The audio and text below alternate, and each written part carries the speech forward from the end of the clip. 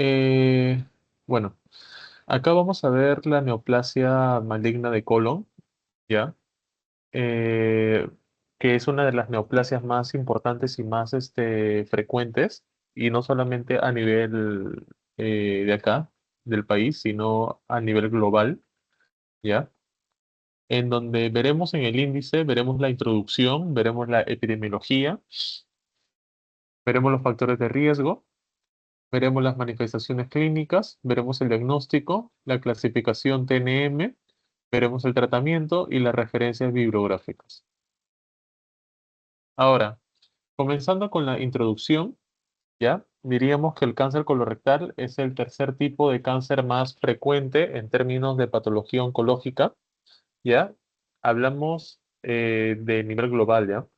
Y actualmente se considera en sí como el cáncer maligno más común del tracto gastrointestinal, ya representando el 13% de todos los tumores malignos, y es una enfermedad prevalente en personas de 65 a 74 años, o sea, en otras palabras, en personas adultas mayores y con una mayor prevalencia en las mujeres, ¿ya? Ahora, básicamente, eh, esta patología en sí se puede diagnosticar con mayor frecuencia en pacientes más jóvenes, ¿ya? A pesar de que eh, la sintomatología o los signos más graves se presentan en las pacientes mayores, pero en las pacientes, por ejemplo, con mayor prevalencia son en las más jóvenes, ¿ya? Con mayor frecuencia, mejor dicho. Y que básicamente pueden deberse a factores de riesgo como por ejemplo lo que es obesidad, ya el sedentarismo, los malos hábitos alimentarios. Por ejemplo, tenemos el tabaquismo y el envejecimiento progresivo de la población. Ahora, en pacientes con cáncer colorectal, la presentación clínica depende de la localización. Va a depender tanto de su localización, va a depender del tamaño, ¿ya? Y así como la presencia o ausencia de metástasis, ¿ya? El diagnóstico de un cáncer colorectal ya se realiza mediante el examen histológico de una biopsia que se obtiene mediante una colonoscopía, ¿ya? Por eso que la colonoscopía se recomienda el examen diagnóstico de cáncer colorectal más importante, ¿ya? Y se obtiene, ¿no? ¿Cómo se dice? O sea, un tejido, una porción tisular que está alterada, ¿no? Y se puede sospechar, por ejemplo, de uno o más síntomas descritos anteriormente, o puede ser asintomático también, y describirse mediante la detección sistémica de sujetos de mediano o de alto riesgo. Ahora, por otro lado, como había dicho antes, va a depender mucho de la localización para la presentación de síntomas. No va a ser lo mismo, por ejemplo, eh, que la neoplasia o sea, mejor dicho, no va a ser lo mismo los síntomas que se generen cuando el tumor está en el colon ascendente que en el colon transverso, ¿no? O que en el colon transverso con el colon descendente. O sea, va a tener distintas sintomatologías. Ahora, básicamente o sea, ¿cómo se dice, no? Eh, la forma, ¿no? De este cáncer, ¿ya? Se puede presentar de manera muy evolutiva. Ya pueden comenzar con ciertas sintomatologías que se pueden considerar como graves y como no graves, pero eso ya lo vamos a ir viendo pasando las diapositivas. Acá en la epidemiología, ya, prácticamente tenemos o decimos, como ya había dicho, es el cáncer más frecuente, ya, es el tercer cáncer más diagnosticado, ¿no? En hombres, ya, y en mujeres, ya, pero entre hombres y mujeres va a haber una relación de 2 a 1, o sea, dos para mujeres y uno para hombres. ¿Ya? Y que representan el 10% de todos los cánceres y es el segundo tipo de cáncer más común en las mujeres, ¿ya? Ahora, como había dicho, es el cáncer más común en el tracto gastrointestinal, ¿ya? y es considerada como la segunda causa de muerte de cáncer, ya que afecta a hombres como mujeres en todo el mundo, ya tanto en países desarrollados como como no desarrollados. Sobre todo en países desarrollados va a presentar una mayor incidencia porque con todo esto de los trabajos, bueno, de la urbanización, de la industrialización, ya va a haber, por ejemplo, ciertos tipos de cambios, ¿no? Por ejemplo, comer mucho al frente de la computadora, no hacer deporte, estar sentado mucho enfrente de la computadora, etcétera, etcétera, ¿no? Ahora, se ha observado tanto un cambio gradual hacia los cánceres de colon del lado derecho o proximal, ¿ya? Que en el lado izquierdo. Ya puede ser en parte las mejoras y el diagnóstico. Como te digo, la sintomatología no es la misma, ya de acuerdo a las localizaciones. Es muy distinta.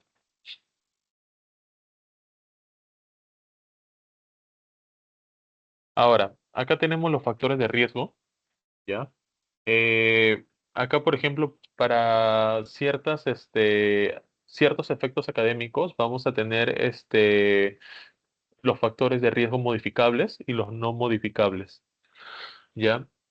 Dentro de, por ejemplo, los no modificables, ¿ya? Vamos a encontrar los síndromes hereditarios de cáncer colorectal, ¿ya? Como por ejemplo trastornos genéticos, ¿ya? Específicos y la mayoría de los cuales es de forma autosómica dominante, ¿ya? Y que están asociados con un riesgo elevado de desarrollar cáncer de colon. Por ejemplo, también la poliposis, ya la poliposis adenomatosa familiar, que es llamado el PAF, y por ejemplo, el síndrome de Lynch, ¿ya? Yo creo que te había dicho ayer, en el cáncer eh, de ovario, si no me equivoco, el síndrome de Lynch se relacionaba mucho con este cáncer también, ¿ya? Pues bueno, acá básicamente el síndrome de Lynch también se relaciona con el cáncer colorectal, ¿no? Y son los más comunes dentro de los síndromes de cáncer de colon familiar, ¿ya? Pero básicamente estas dos afecciones representan solo el 5%, tanto el síndrome de Lynch como el PAF, ¿ya? Representan solo el 5% de los cánceres colorectales. También tenemos otros factores no modificables, como por ejemplo los antecedentes familiares o personales, ¿ya? Como una historia familiar, por ejemplo, de pólipos adenomatosos, ya grandes, que pueden ser mayores a un centímetro, y pólipos con una histología vellosa o tubo vellosa, ya con displasia de alto grado, que también puede aumentar el riesgo de cáncer colorectal, sobre todo si es múltiple, ¿ya? También tenemos a la enfermedad inflamatoria intestinal, ya que es muy importante y encima va a haber una asociación que está bien documentada entre la colitis ulcerosa crónica y la neoplasia colónica, ¿ya? Siendo la extensión, la duración y la actividad. O sea, ¿qué es lo que representa más de esta enfermedad inflamatoria pélvica para que se transforme en cáncer colorectal? Es que esta enfermedad, como es crónica, entonces durará de una forma más amplia. O sea, o sea, el tiempo de inflamación va a ser más largo y eso va a generar a que se generen displasias. Primero las displasias y después el cáncer, ¿no? Ahora, tenemos también a la edad, ya que es muy importante, sobre todo la incidencia creciente del cáncer colorectal temprano inicia, por ejemplo, en las personas entre 40 y 49 años, ¿ya? Y que ha llevado al menos dos grupos a que reduzcan la edad recomendada, ya en sí, pero básicamente ahora para la primera prueba de detección ya sigue siendo a partir de los 45 años para adelante. Pero probablemente la primera sintomatología así se puede presentar entre los 40 a los 49 años, ¿ya? La raza y el género también. Por ejemplo, los afroamericanos tienen una tasa de cáncer colorectal más elevada que otros tipos de razas étnicas, ¿ya? Y que básicamente representan un 20% mayor como que de probabilidad, ¿no? También la presencia de acromegalia, ¿ya? Eh, Particularmente es por la acromegalia no controlada, ¿ya? Más que todo por eso. Este, También tenemos a la obesidad, que es muy frecuente, porque básicamente al momento de que una persona presenta un aumento significativo del peso, ¿ya? Entonces no va a haber un correcto metabolismo, ¿ya? Y estos metabolismos, básicamente, o sea, este metabolismo alterado, o sea, influirá mucho sobre la absorción de los nutrientes, ¿no? O sobre el poco tránsito gastrointestinal. Ahí es donde también se acumulan las lesiones y las inflamaciones, ¿ya? Y también, por ejemplo, tenemos, por ejemplo, la presencia de diabetes, mellitus, el consumo de carnes rojas y procesadas, ¿no? El uso de aspirina o AINES, la terapia hormonal, el uso de estatinas incluso, ¿ya? Por ejemplo, el género masculino, bueno, que ya lo había dicho, el género femenino, la enfermedad inflamatoria intestinal, la poca actividad, física, ¿no? Los cigarrillos, la ingesta de alcohol, ¿no? La baja ingesta de verduras y frutas, ¿no? Ahora, los que pueden, disminuir el riesgo, los factores que disminuyen el riesgo, tú lo tienes acá, y son, por ejemplo, la realización de actividad física, ¿ya? Recomienda realizar una actividad física moderada, ¿ya? Si es moderada, a la semana se recomienda entre unos 150 a unos 300 minutos por semana, o se recomienda entre 75 a 150 minutos de ejercicio intenso, ¿ya? Para que pueda haber un correcto déficit o sea, un correcto déficit calórico, ¿ya? Ahora, el consumo de cereales integrales también se ha visto de forma muy importante para la reducción del riesgo, ya la fibra dietética, los productos lácteos, ya la ingesta de pescado, los frutos secos, la vitamina C, la vitamina D e incluso los suplementos de calcio, ¿ya? Ahora, tenemos a las manifestaciones clínicas. Acá vamos a ver de que, por ejemplo, va a tener una sintomatología muy, muy distinta, ¿ya? Por ejemplo, los pacientes con cánceres colorectales pueden presentar una amplia variedad de manifestaciones clínicas, amplia, ¿ya? Que van desde individuos asintomáticos, ya que pueden ser descubiertos por exámenes como que de rutina, hasta, por ejemplo, pacientes con signos y síntomas sospechosos, ya, y que presentan una admisión de emergencia por una obstrucción intestinal, en donde se debe realizar una cirugía de como que de emergencia, ¿no? Y debe ser cirugía pues abierta prácticamente. Este, y prácticamente con estas manifestaciones, ¿ya? Eh, Se puede prácticamente distinguir, como te había dicho, las localizaciones para establecer la localización del tumor, ¿no? Valga lo que es la redundancia.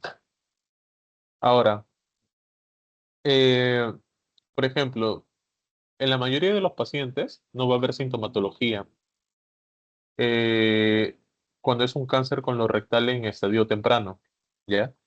Así que básicamente las pruebas de tamizaje, ¿ya? Van a ser muy importantes, ¿ya? Porque básicamente los cánceres colorectales se diagnostican después de la presencia de los síntomas, ¿ya?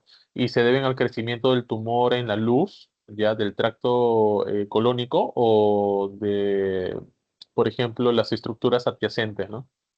¿Ya? Y como resultado va a generar una presentación sintomática, ¿ya? Ahora, los signos y síntomas típicos asociados con cáncer colorectal incluyen hematoquesia o melena, ¿ya? Dolor abdominal, ¿ya? Anemia por deficiencia de hierro, que es de forma inexplicable.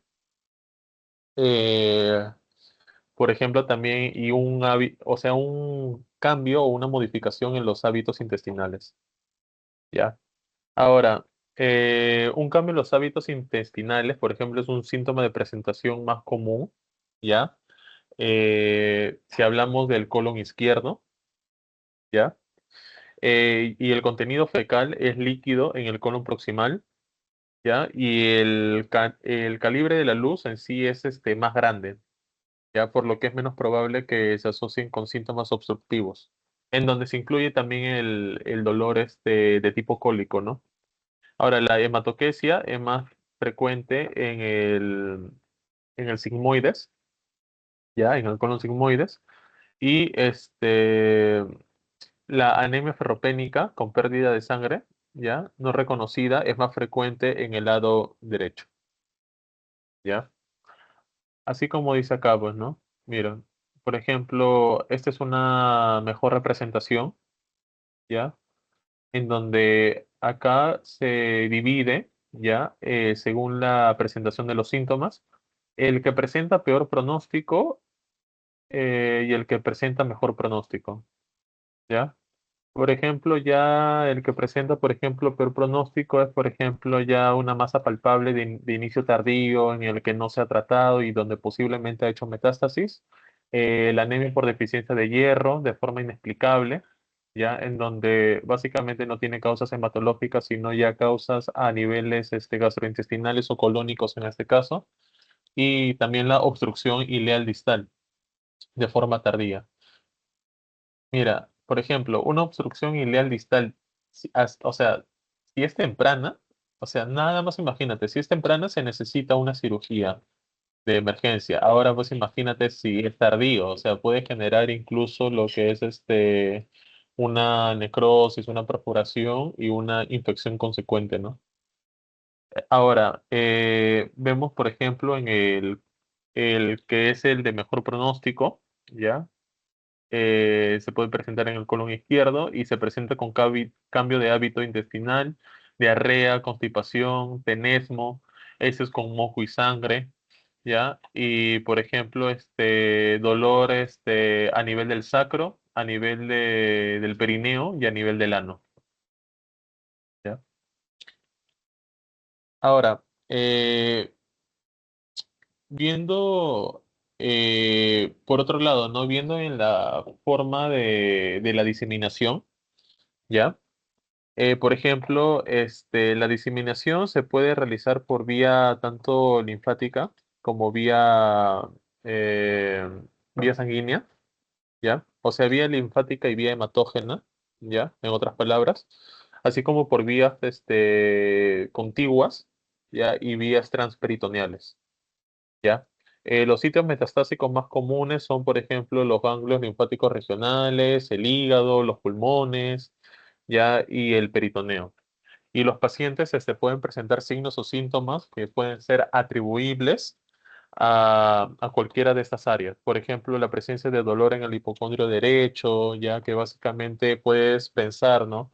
Que puede ser por una inflamación de la vesícula o por una lesión en la vesícula, pero ya cuando tú unes los demás síntomas, ya entonces descartas esa patología en ese órgano específico.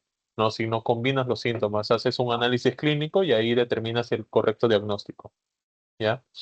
También, por ejemplo, puede haber saciedad precoz, puede haber una pues, adenopatía supraclavicular, ya pueden haber, por ejemplo, nódulos periumbilicales, ¿no?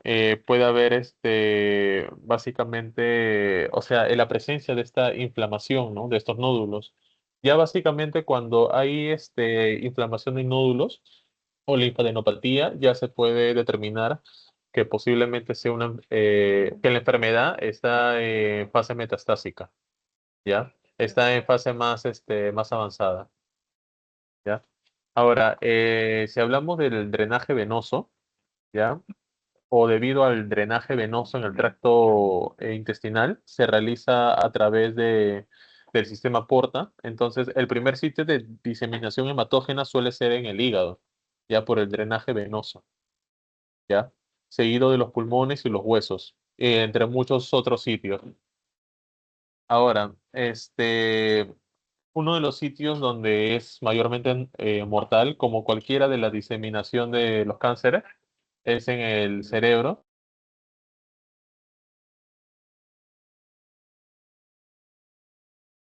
Y prácticamente, básicamente, o sea, el cerebro, como te digo, como te dije en la otra presentación, es uno de los órganos más susceptibles. Ya, si ya llega metástasis en el cerebro, ya es muy difícil ya que el paciente se salve, pues, ¿no? Ahora, la metástasis a nivel cerebral, a pesar de que es infrecuente, ya es una de las manifestaciones más mortales ya en la fase metastásica y que deben recibir ya básicamente una terapia más sistémica ya y permanecen vivos durante varios años ya después de un diagnóstico de cáncer metastásicos. Pero lamentablemente en estos últimos años ha habido un aumento tanto de metástasis en el cerebro como en los huesos. Ahora, acá vamos a ver el diagnóstico. Acá vas a poder ver un cuadro ya, con bastantes, o sea, con bastantes métodos diagnósticos, ya. Por ejemplo, acá tenemos el método de sangre oculta en heces, ya. Que por ejemplo, uno de los mecanismos es detectar, ya, los peróxidos del grupo M en sangre que están presentes en las heces, ¿ya? Y que presentan una sensibilidad del 30 al 52% prácticamente, ¿no? Y que puede aumentar al 90% si se usa en un rango de tiempo de 1 o 2 años. Presenta una especificidad del 95,2% y que básicamente acá no es específico para la hemoglobina humana y puede dar resultado falso positivo con alimentos que presenten una actividad de peroxidasa como el consumo de verduras crudas, ¿no? Carne roja, ¿no? Por lo que se recomienda en sí retirar 3 días antes de la toma de muestra, así como se deben retirar los AINES 7 días antes también. Aquí tenemos la inmunohistoquímica de heces, ¿ya? Que es para verificar la reacción de los anticuerpos monoclonales o anticuerpos policlonales específicos contra la hemoglobina humana, ¿ya? La albúmina y otros componentes de las heces sanguíneas. Tiene una sensibilidad de 76,5% y una especificidad del 95,3%, ya básicamente. Y es más específica que la prueba de Guayaco, ya que es la de sangre oculta en heces, ya, eh, porque es reactiva en sí, o sea, reactiva el grupo M humano y que es ideal para la detección de la población, ya. O sea, en la primera solo detecta los peróxidos, pero acá lo activa completamente el grupo M. Y no es necesaria una restricción farmacológica o dietética. ¿Ya? Acá tenemos también los análisis de ADN en los residuos fecales, ¿ya? Se puede realizar, por ejemplo, el PCR, ¿no? La identificación de las mutaciones, el P53, los niveles séricos de PDX1, ¿ya? Eh, y que se presenta una sensibilidad de un 52% y una especificidad de un 94,4%. Acá, por ejemplo, que es uno de los métodos diagnósticos más específicos, tenemos el cáncer, el cáncer que hablo, el examen rectal, ¿ya? Presenta uno de los métodos diagnósticos más específicos, pero los menos sensibles, ¿ya? Y se presenta como evaluación inicial del paciente sintomático, ¿ya? Y no se considera, en realidad no se considera una prueba como que de detección, porque un examen rectal incluso se realiza para poder o sea, lo que es evaluar lo que es la próstata, ¿ya? Pero al menos permite como que la detección de masas. Acá va a influir mucho la localización de la masa, ¿ya? Ahora acá tenemos la sigmoidoscopía flexible, que se realiza con una endoscopía que permite examinar la capa mucosa, ya hasta 60 centímetros del margen anal recto, ya, de colon sigmoide y el colon descendente, ya. Y que básicamente el 58 al 75% en las personas pequeñas y el 72 al 86% en lesiones avanzadas. ¿Ya? Presenta una especificidad del 94% y presenta una reducción importante de la mortalidad en cáncer colorectal, ¿ya? y debe realizarse cada 5 años. Ya, esto es muy importante. Ahora tenemos la colonoscopía, ya que es quizás la más, la más importante, ¿ya? Y detecta más que todo los pólipos o anomalías y el método de detección del cáncer colorectal. Presenta una sensibilidad de 91% y una especificidad del 94%. Si acá te das cuenta, esto va más de la mano tanto en sensibilidad como especificidad. Por eso que también lo ven como el método como que de elección, porque hay un equilibrio entre el diagnóstico, o sea, para poder diagnosticar, mejor dicho, ¿no? Y está asociado a un riesgo de perforación del 2%, ya, a un riesgo de hemorragia del 0,5% y al realizar la polipectomía, ya va a haber un riesgo de dificultad respiratoria, ya, un riesgo de arritmias o de hipotensión arterial. ¿Por qué? Porque puede, o sea, puede causar, ¿no? Lo que es hemorragia interna, ¿no? Por la perforación de este pólipo, que puede ser obviamente de tipo casual, ¿no? Porque básicamente puede haber eh, un mal cálculo, ¿no? Pero en algunos casos sí se puede dar por una mala técnica quirúrgica, ¿no? Tenemos acá la cápsula endoscópica también, que es cuando te meten una pequeña camarita ingerida por patología intestinal. O sea, acá te lo hacen ingerir. Presenta una sensibilidad del 77% y una especificidad del 59%. Ahora, tenemos el enema de Vario, ¿ya? Acá sorprende la especificidad porque es la que mayor especificidad tiene, que es de 100%, e incluso podría tener hasta una sensibilidad de un 100%, ¿ya? Se coloca con un doble contraste de bario y consiste en la administración de bario y presurización de aire en el colon, pero lamentablemente presenta una eficacia limitada, ¿ya? Y se utiliza cuando la colonoscopia está contraindicada o cuando no se dispone de algún otro método diagnóstico. O sea, es como uno de los métodos diagnósticos que se realiza al final si es que algunos están contraindicados o no se puede realizar. Ahora, la tomografía computarizada ya se realizan cortes ultrafinos, ya, y permite evaluar la diseminación del cáncer, ya sus complicaciones, su recurrencia y su respuesta al tratamiento. Y la colonoscopia virtual, ya, que es un método diagnóstico no tan conocido como la colonoscopia convencional, que es una variante de la tomografía computarizada, donde el uso de medios de contraste pueden mejorar en sí la diferenciación con los residuos focales, con los residuos fecales, ¿ya? Y es alternativa del enema de bario en pacientes con contraindicación colonoscópica como anticoagulantes y, por ejemplo, también la fibrosis pulmonar, la alergia o también como los sedantes, ¿ya? ¿Tienes alguna pregunta hasta el momento? Entonces, la más específica sería la colonoscopía como primera instancia, Claro, o o la sea, prueba de sangre. no, como te digo, la colonoscopía es el método de como que de elección, ¿ya? Para poder diagnosticar el cáncer colorectal, sobre todo si es un cáncer que presenta masas, pólipos así, que es en la mayoría de casos, obviamente, pero también hay otros exámenes, ya, por ejemplo, si hablamos de especificidades, el enema de bario es un buen examen ya para establecer especificidad, pero lamentablemente su eficacia es limitada. O sea, el enema de bario se realiza solo si la colonoscopia está contraindicada o si no se puede realizar otros métodos diagnósticos. Pero la colonoscopía, siempre va a ser el método como que de elección, ¿no?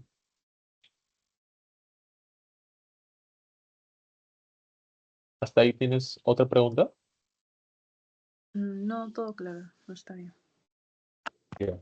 Entonces, siguiendo en sí, por ejemplo, básicamente, en el caso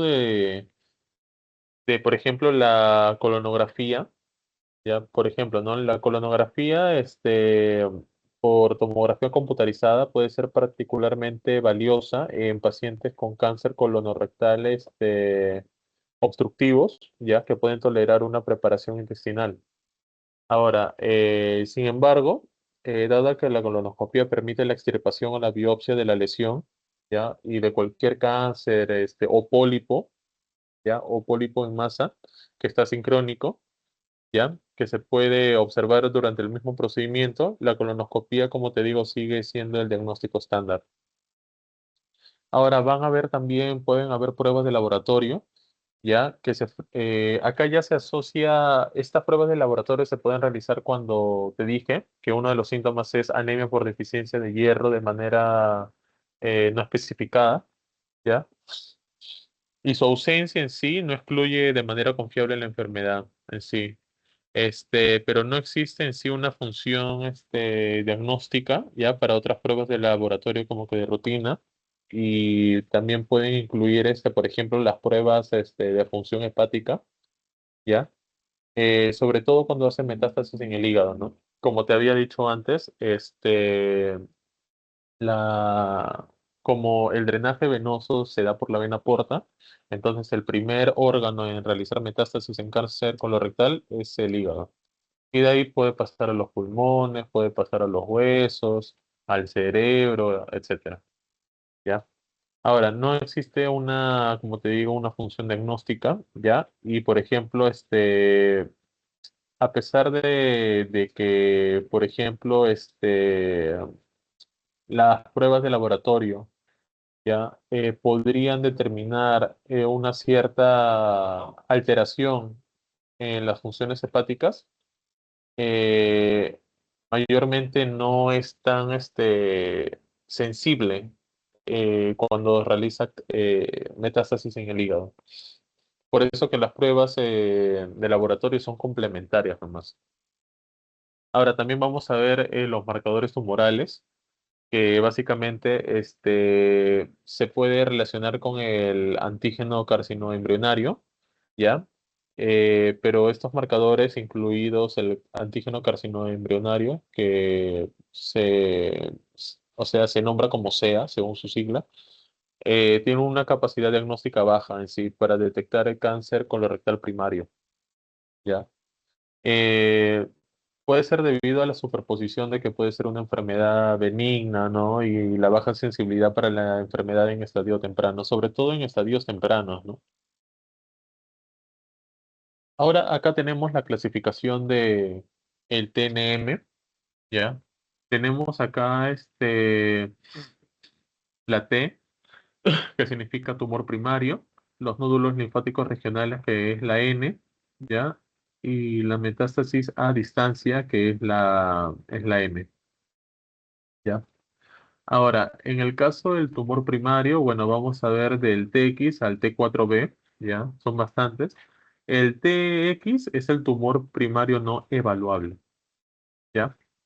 Ahora, el T0, ¿ya? Se podría decir que es sin evidencia de tumor primario, ¿ya?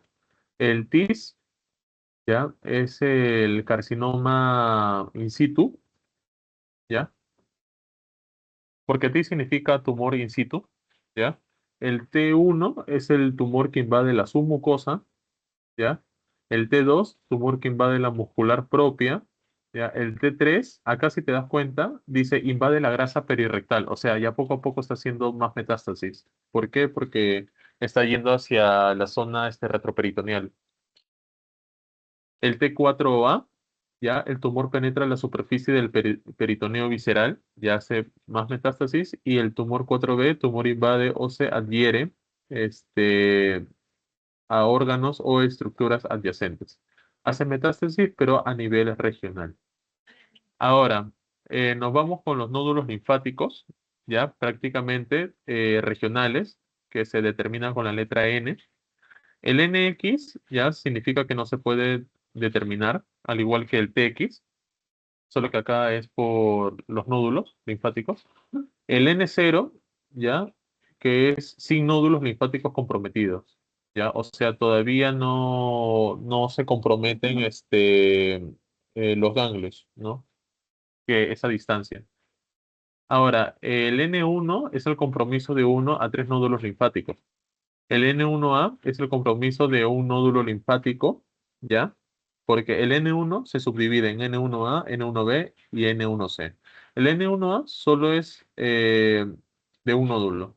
El N1B es el compromiso de 2 a 3 nódulos linfáticos, ¿ya? Y el N1C son, por ejemplo, los depósitos tumorales en subserosa, ya, por ejemplo, en el mesenterio, en los tejidos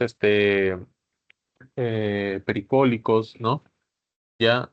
O el perirrectal, que no están cubiertos por el peritoneo, ¿ya? El N2, ¿ya? Va a ser compromiso de 4 o más nódulos linfáticos. El N2A va a ser compromiso de 4 a 6 nódulos linfáticos. Y el N2B va a haber un compromiso de más de 40, no, de más de 7 nódulos linfáticos. Y la metástasis a distancia que se representa por la letra M, ¿ya? Se muestra como, por ejemplo, el M0, que es sin metástasis pues a distancia, ¿ya? El M1, que es con metástasis a distancia, y este se divide en M1A y en M1B. El M1A va a haber metástasis confinada a un órgano o a un sitio, o sea, específicamente en ese órgano va a ser metástasis de manera completa, ¿ya? Y la M1B va a ser metástasis en más de un órgano o un sitio de forma completa, ¿ya? Ahora, este, yéndonos ya con el tratamiento, ¿ya? Nosotros podemos decir de que acá, básicamente, ¿no? Aproximadamente, por ejemplo, el 80% de los cánceres colorectales, ¿ya? Se van a localizar en la pared del colon, ¿ya? Eso recuérdalo, ¿ya? Y básicamente en los ganglios regionales, ¿ya? Y la cirugía en sí es la única modalidad, ¿ya? Curativa para el cáncer de colon localizado. Ahora, el objetivo de esta extirpación, o sea, el objetivo de esto es la extirpación completa del tumor, ¿ya? El pedículo vascular principal y la cuenca del drenaje linfático, ¿ya? Para que no siga realizando metástasis en otros ganglios linfáticos, ¿ya? Pero sobre todo del segmento colónico afectado. Si hay un ganglio que está afectado en cierta parte del colon, por ejemplo, en el colon descendente, se realiza la extirpación de ese ganglio linfático para que no siga haciendo metástasis hacia los otros ganglios regionales. Ahora, la colectomía asistida por laparoscopía, ya en lugar de colectomía abierta, se prefiere en pacientes con cánceres de colon no obstruidos, ya, y no perforados. Y tiene sentido porque básicamente los obstruidos y perforados no les vamos a realizar un seguimiento laparoscópico porque va a ser un procedimiento más estrecho, ¿no? Básicamente. El que es abierto va a poder el médico no solo verificar en la pantalla, sino verificar de manera visual, o sea, de manera ya presencial, cómo o sea, el sitio de la localización obstruida, lo que no se podría verificar en la máquina porque va a tener que mover mucho la mano, ¿no? O no va a poder calcular bien. Ahora, este, eh, bueno, hasta este momento, ¿tienes alguna pregunta?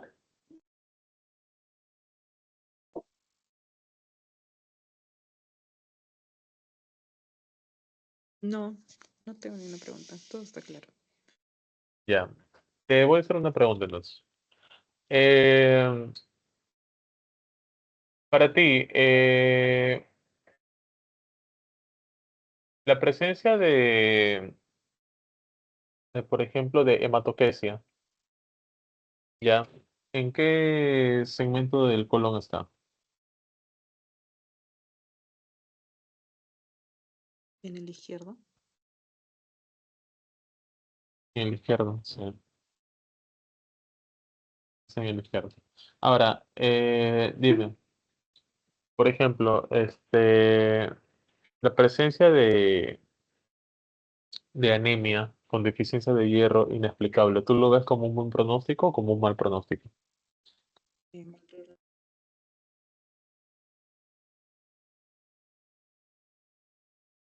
¿Qué?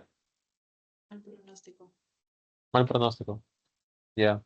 Y por ejemplo, o sea, eh,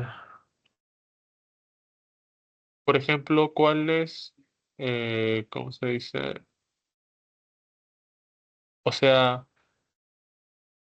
¿cuál es, por ejemplo, ¿cómo se llama esto? O sea, ¿a qué se refiere, por ejemplo, con el cambio de hábito pues, intestinal? O sea, uno de los síntomas del cáncer colorectal son cambios de hábitos intestinales. ¿A qué se refiere con eso según tu percepción?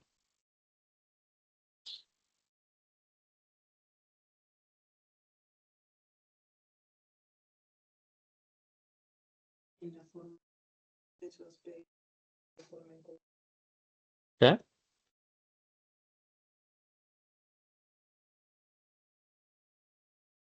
No, porque Porque básicamente, como hay cierta alteración en el metabolismo, entonces no se va a poder absorber los nutrientes de forma correcta y el tránsito gastrointestinal se va a ver alterado. Por eso de que muchas veces en los síntomas se ve o diarrea o se ve constipación. ¿Ya? Pero eso probablemente son de los síntomas más iniciales. Los síntomas ya más finales, ya pues, ¿no? Lo ves como que, por ejemplo, dolor abdominal muy fuerte, eso es, o sea, por ejemplo, ¿no? Lo que es la anemia, ¿no? De manera inexplicable, que por más que los tratas no tienes el hallazgo de dónde, o sea, en dónde se genera esta pues, anemia, ¿no? Pero sí, está bien. A ver, siguiendo con el tratamiento, ¿ya? Este, bueno, básicamente el manejo quirúrgico, en cuanto al manejo quirúrgico de un pólipo, ¿ya? Los adenomas benignos, así como aquellos que presentan displasia grave o carcinoma in situ, pueden tratarse de manera efectiva mediante la endoscopía. Recuerda, el pólipo, ¿ya? O sea, un pólipo, un adenoma benigno, ¿ya? O aquellos que presentan carcinoma in situ o displasia, ¿ya? Displasia grave, se pueden tratar con endoscopía todavía, ¿ya? Se puede realizar una polipectomía con una endoscopía. Únicamente también si los márgenes de resección están libres del cáncer, ¿no? Porque si ya cubre ya todo el margen, entonces es porque ya no es ya no es reciente, pues, ¿no? Ya no es temprano. Ahora, la resección endoscópica también es una alternativa razonable a la cirugía radical, ¿ya? Para los cánceres de colon que están seleccionados en etapas tempranas y que presentan un riesgo favorable que surge del pólipo o o de un pólipo, básicamente, ¿no? Ahora, si hay una presencia histológica pobremente diferenciada, por ejemplo, si hay también una diseminación linfática, ¿no? Si hay una diseminación, por ejemplo, perineural, ¿no?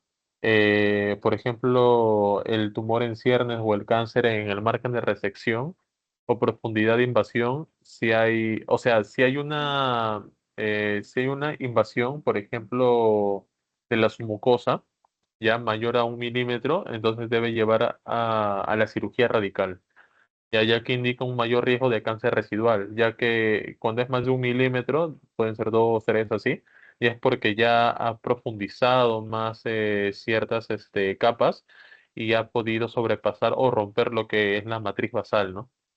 ¿Ya? E incluso no solamente se va a ir hacia ese órgano, a las capas de ese órgano, sino hacia otros órganos. Ahora, también, claro, también puede hacer metástasis, pues regionales, ¿no?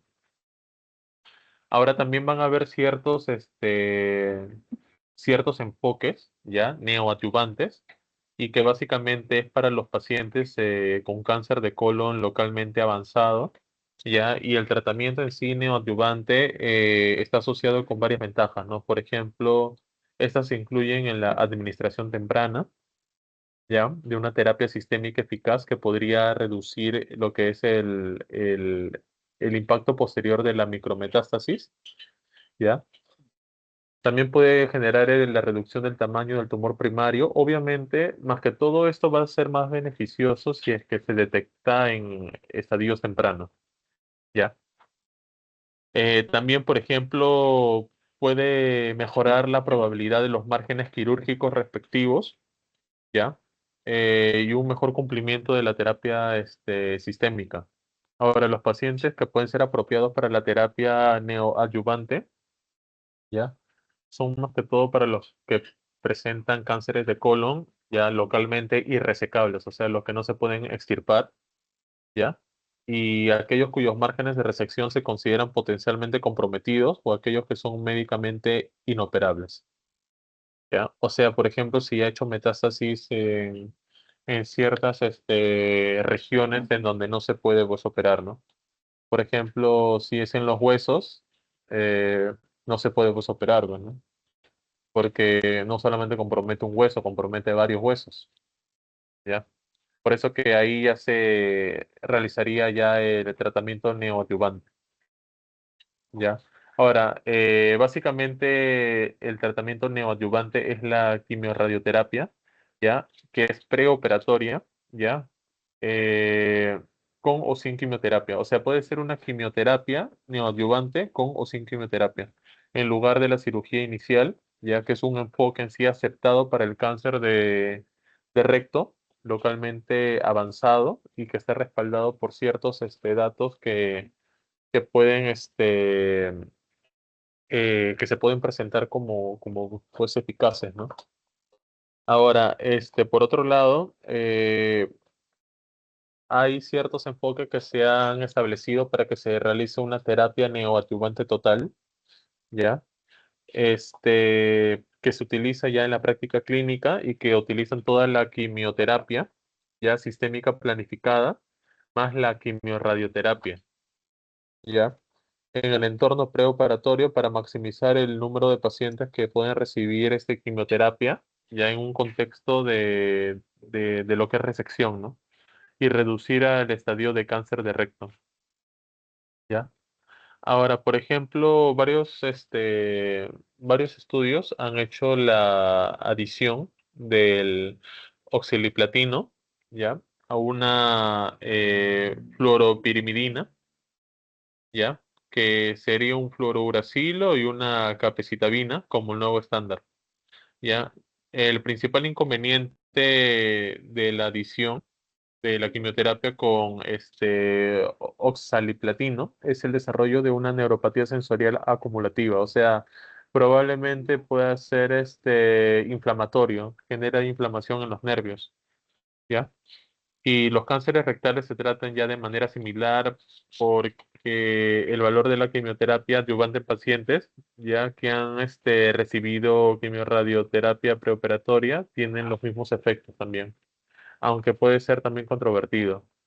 Ya para eso se necesitan también más estudios.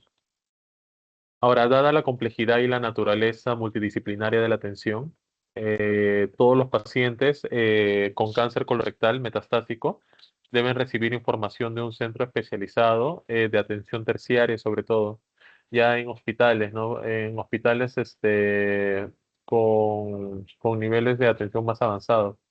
Ahora, por ejemplo, hay hospitales ya que presentan tecnología más avanzada incluso, que ya son de cuarto nivel, ya lo han considerado como cuarto nivel, y por ahora los únicos que son considerados así es el Hospital Edgardo Rebagliati y el Hospital Almenara.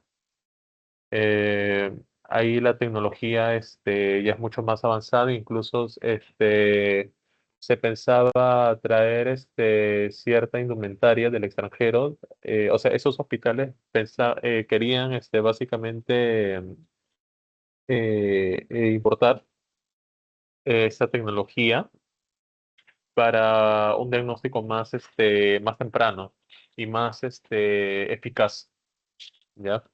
Ahora, la terapia sistémica para el cáncer colorectal metastásico generalmente incluye una columna vertebral de quimioterapia en sí. o sea, junto con un biológico. Y las quimioterapias con fluoropirimidinas, oxaliplatino, irinotecan, en sí es eh, el gold estándar de la quimioterapia para este tipo de cánceres. Esos tres fármacos, ¿ya? El oxaliplatino, ¿ya? El irinotecan y las fluoropirimidinas, esos tres, ¿ya? Ahora, se puede agregar en sí un producto biológico como un anticuerpo, anti-VEC o anti-EGFR, al régimen de quimioterapias, ya según los factores específicos del tumor y también del paciente, ¿no? Ya, y los pacientes con cáncer colorectal metastásico generalmente reciben varias líneas de tratamiento de terapia según su situación. Ahora, dejando de lado ya la parte de la quimioterapia, ¿ya? Y de esos tres fármacos importantes, y yéndonos más a la terapia con productos biológicos, o terapia de rescate, o la inmunoterapia, mejor dicho, ¿ya? Por ejemplo, el bevacizumab es un anticuerpo monoclonal anti-VEG y es dirigido a la angiogénesis, ¿ya? Y fue el primer agente biológico que ha sido aprobado para el cáncer colorectal metastásico, ¿ya? El bevacizumab. Y se demostró que se beneficia a los pacientes, ¿ya? Con este tipo de cáncer. Ahora, por ejemplo, incluso se ha demostrado que la adición del bevacizumab a otros agentes quimioterápicos va a aumentar la supervivencia y reducir lo que es la mortalidad, ¿ya? Muy aparte de que puede retrasar lo que es la progresión, ¿ya? Ahora, los cánceres colorectales del lado derecho no se benefician de las terapias anti-EGFR en el entorno metastásico de primera línea, posiblemente debido a los diferentes orígenes embriológicos de los tumores del lado izquierdo, ¿no? Más allá de la lateralidad del cáncer colorectal, debe someterse, por ejemplo, a pruebas de, por ejemplo, de mutaciones extendidas, ¿ya? Sobre todo en el gen RAS y en el gen RAF, ¿ya? Eh, en donde acá ya se incluye incluso el gen BRAF, que es lo que estábamos viendo en el melanoma, ¿ya? Y estas terapias de mutaciones o estas pruebas de mutaciones se deben también realizar si es que nosotros deseamos pues adicionar estas pruebas biológicas, ¿no? Ahora, el enfoque de la terapia posterior es variable y puede incluir quimioterapia de mantenimiento en sí, particularmente para pacientes tratados inicialmente con un régimen que contiene oxaliplatino, ya o un cambio a un régimen completamente diferente debido a la progresión de la enfermedad o intolerancia al régimen pues inicial, ¿no? Ahora, viendo la base ya de la conclusión. Bueno, pues podríamos decir que el cáncer colorectal es, como te había dicho, ¿no? Es el tercer cáncer más común ya en el mundo, tanto en los hombres como en las mujeres, y básicamente es la segunda causa de muerte, ¿no? O sea, de cáncer, pues, ¿no? Pues a nivel global. Ahora, acá lo más importante es que se pueda ver al paciente, se le pueda diagnosticar en su estadio temprano, a pesar que la mayoría de pacientes no presentan sintomatología en la fase temprana, pero por ejemplo en las pruebas de rutina y eso se podría, pues, se podría detectar, ¿no? Por ejemplo, si se quiere realizar una colonoscopía rutinaria, ahí posiblemente se pueda detectar sin la necesidad de la presentación de síntomas. Y siempre se debe verificar al paciente o se debe tratar al paciente, ¿ya? De acuerdo a los factores de riesgo, de acuerdo a eh, o sea, a sus factores propios personales de él, si presenta alguna patología, alguna morbilidad, ¿no? Si es tóxico a ciertos tipos de fármacos, etcétera. Y también se debe considerar los síntomas, si es que hay, ¿no? Síntomas, signos y síntomas, ya que obviamente va a depender, como te digo, tanto de la localización como, como también incluso del tamaño, ¿no? Y también el paciente debe ser evaluado de manera integral, ya, o sea, nunca por partecitas. Si, por ejemplo, no se debe dejar llevar solamente por un síntoma o por un signo, sino se debe combinar todos los síntomas, ¿ya? Y sacar una conclusión final, porque no todos los síntomas son específicos, sino pueden ser síntomas que pueden ser generales, ¿no? Si hay un dolor en hipocondrio derecho, no necesariamente es por metástasis de cáncer, ¿ya? Pero tú ya combinas, pues, ¿no? Si, por ejemplo, tiene dolor en hipocondrio derecho, y hay, por ejemplo, lo que es hematoquesia, y encima, por ejemplo, eh, por ejemplo, presentas, pues, anemia, ¿ya? O si, por ejemplo, puedes presentar, si puedes presentar lo que es estreñimiento, entonces ya no lo relacionas con la vesícula, lo puedes ya relacionar con el tema del colon, ¿no? Ya, entre otras cosas. Ahora, para recapitular esto, te quiero hacer una pregunta. ¿Cuál es la prueba biológica, que ya lo he mencionado para ti, eh, más importante y que permite el aumento de la supervivencia en el cáncer colorectal?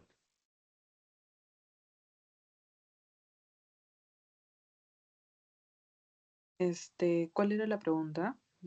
Terapia biológica. Ajá. ¿Cuál es la terapia biológica? O sea, ¿cuál es el medicamento de terapia biológica más importante que según estudios se ha podido reducir un poco la mortalidad en el cáncer colorectal y aumentar la supervivencia? Lo mencioné casi al final. Ah, sí, lo dijiste, era el bevacizumab. Ajá, exacto. ¿Y cuáles son los tres pilares de la quimioterapia para el cáncer colorectal? Lo que forman los tres pilares de la columna vertebral quimioterápica del cáncer colorectal. Son tres, también te lo dije. ¿Cuál? Los tratamientos sistémicos. Eso. ¿Cuál? A ver. Mm, ¿Cómo? O sea, la terapia biológica. O sea, en el caso de la terapia neoadyuvante, ahí está, la terapia neoadyuvante. ¿Cuáles son los tres fármacos más importantes en la terapia neoadyuvante en el cáncer colorectal? Te lo dije también.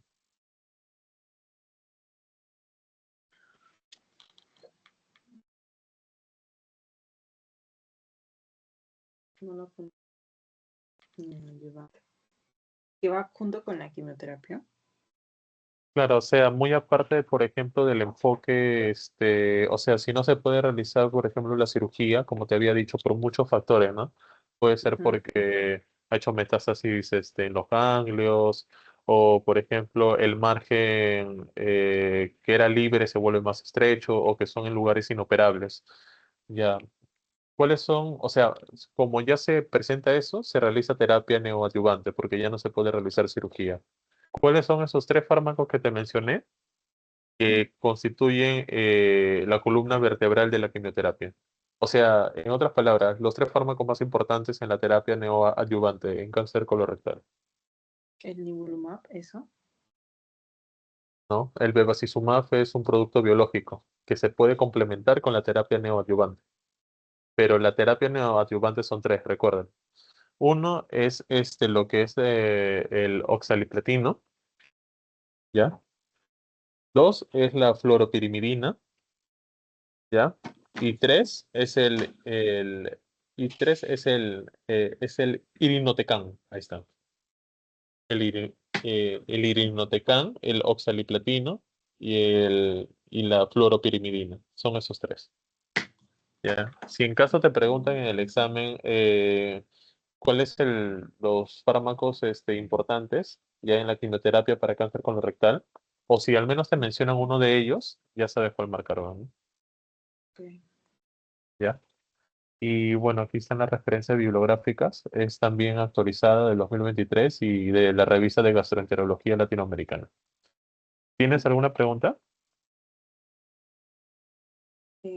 ¿Cómo era el medicamento? O sea, si platino, fluoro. Oxaliplatino, Ya. ¿ya? Ahí si quieres puedes apuntarlo. Sí, Oxaliplatino, sí, lo supe. eh, fluoropirimidina y ay, ¿cómo se llama? Flura.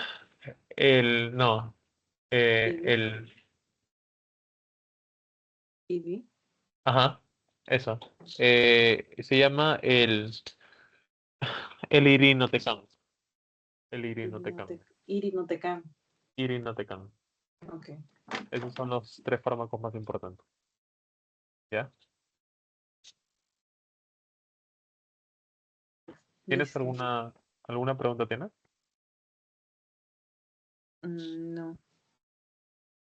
Ya. Entonces, voy a dejar de compartir y voy a detener la grabación.